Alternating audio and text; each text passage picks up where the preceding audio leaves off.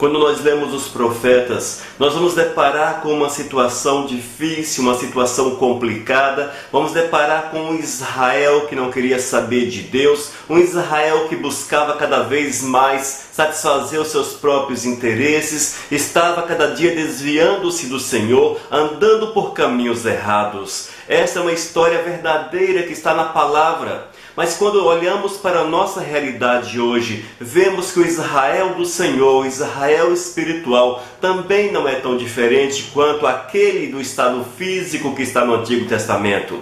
Ao lermos, por exemplo, Jeremias capítulo 3, versículo 12, a palavra diz: ó Israel infiel, volte para mim. Sou eu, o Senhor, quem está falando. Sou bondoso e por isso não ficarei com raiva de você. Não ficarei irado para sempre. Sou eu, o Senhor, que está falando.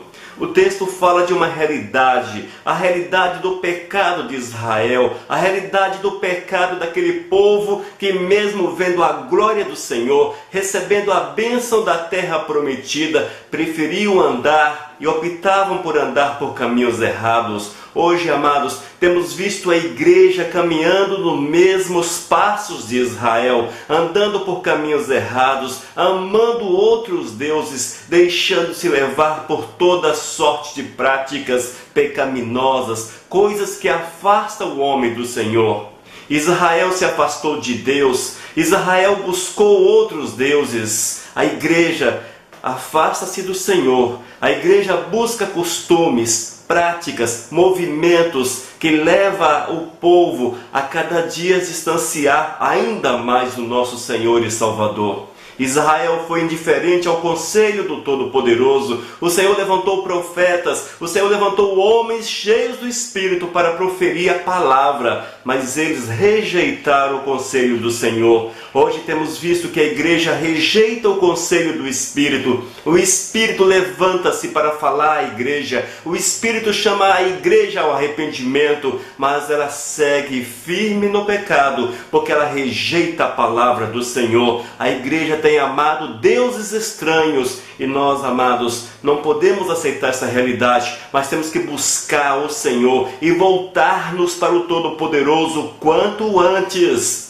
A realidade do pecado não pode fazer parte da igreja atual. E a igreja atual, lembre-se, é você que faz parte da igreja. Você não pode cultivar o pecado na tua vida. Você não pode alimentar o pecado na tua vida. Você tem que ser um atalaia do Senhor para rejeitar o pecado, levantar a tua voz e declarar o erro, mostrar o erro, apontar o erro, para que assim haja arrependimento na casa do Senhor, arrependimento na casa do Todo-Poderoso.